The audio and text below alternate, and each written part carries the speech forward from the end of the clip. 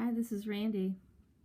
So it's astonishing when you finally hear some truth from a narcissist that you may have known for years, been friends with for years, been in love with, maybe are still in love with, when you hear some astonishing truth from them in terms of what they really feel or think about something, and you get really confused because what comes out of their mouth is something that you had no clue that they actually thought in that manner, and it really jolts you.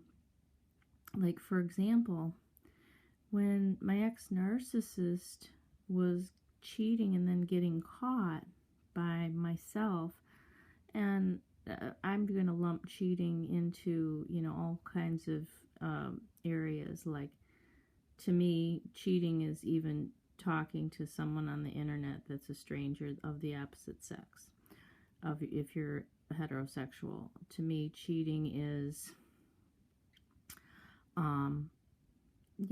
looking at pictures of real life strangers that post pictures of themselves on social media and on Craigslist.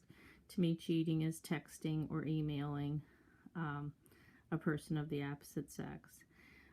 Meeting them and having sex with them, of course, is cheating. Meeting them and having Burger King with them is also cheating.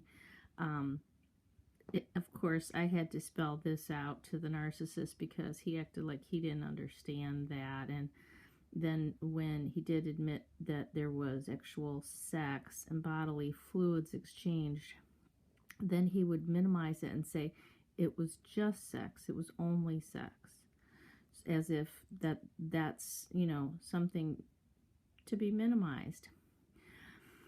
But when I tried to get an answer out of him, or answers to why he was doing it, when he claimed he still wanted to be married to me and that it didn't mean anything to him, I was trying to get answers. I was trying to understand. I would get must have gotten about 17 different answers, which at the end told me he didn't even know why he was doing it, or he didn't really want to tell me the real reason or reasons. Or perhaps his personality changed minute by minute, and 1 minute it was for one reason, another time it was for a different reason. He was clearly confused about what his reasoning was, or he was just gaslighting me for the reasons. I got so many different reasons why he cheated that it's just crazy. One of the main reasons he would keep coming back to, which is why I made this video, is because he said that I made him mad. Yeah, well, you made me mad, and so that's why I called her. So that became a point of control for him. So I would make sure I never made him mad. And of course, that's impossible because they will get mad at all sorts of things. And then, you can't have a relationship when somebody's not pulling their own weight, and then they expect for you to never make them mad. It means basically you can't talk about anything. You can't tell them anything or ask them anything.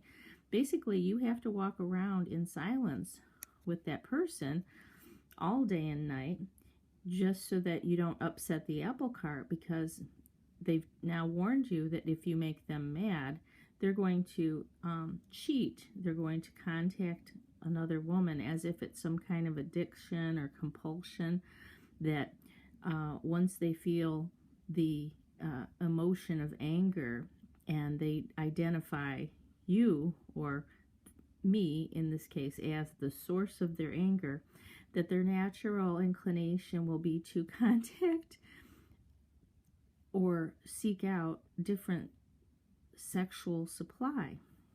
So that really puts you in a double bind if you had the kind of narcissist that told you that each time he made you mad, you made him mad,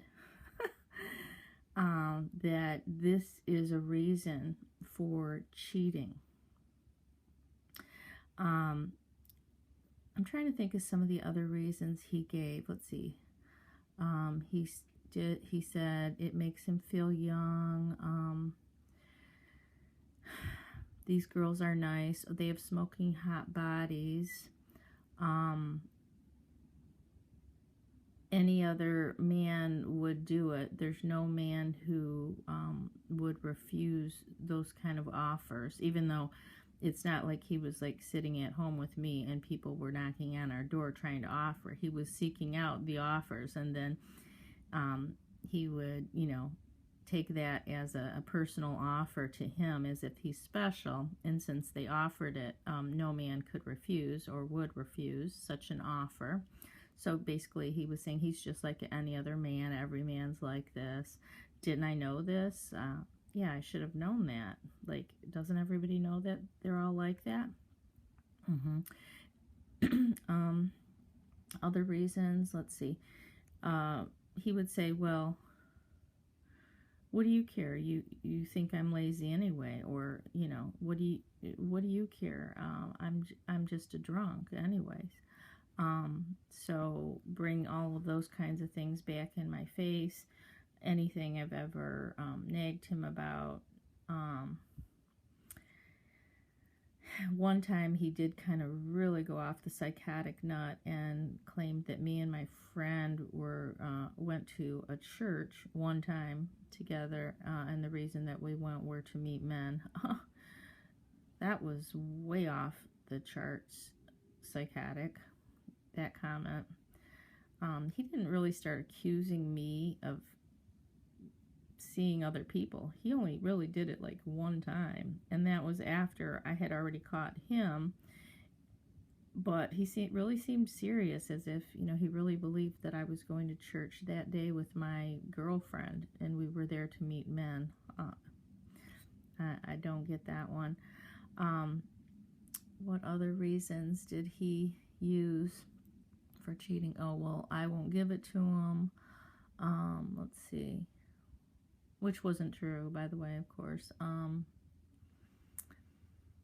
He's bored. He did say he was bored, so he used his own boredom as an excuse. He needed to find a hobby. He would act like, this is something that's intruding on him. He has no control of it, and he just needs to find a hobby, and then he would find a hobby, and then he'd get really engrossed in it and be like wasting all his time and triangulating me against the new hobby, when what a normal person who has had cheating and broken down trust would be doing is trying to rebuild trust with the other person, becoming very transparent and open. And what the narcissist did was the opposite. He became even more secretive, more to himself, wanted me to just be quiet, never to mention this, to stop my bullshit, he would say. Afterwards, after our divorce, he would text and say, it happened, get over it. It is what it is. Those thought-stopping cliches that just, there's no response to it. It really means nothing. It's meaningless. It is what it is kind of thing is just, sickening to hear, because there's really nothing you can say, because I would just say, no, it isn't. It isn't. But I always come back to the "you made me mad," and he thought that was a good enough justification. So then I would think, every time I left the house, I'd be like, I wonder if I made him mad. But I realized that he didn't have to be mad either, Because when you have a compulsion, if that's truly what he had, although, you know, he is kind of a compulsive person with obsessions.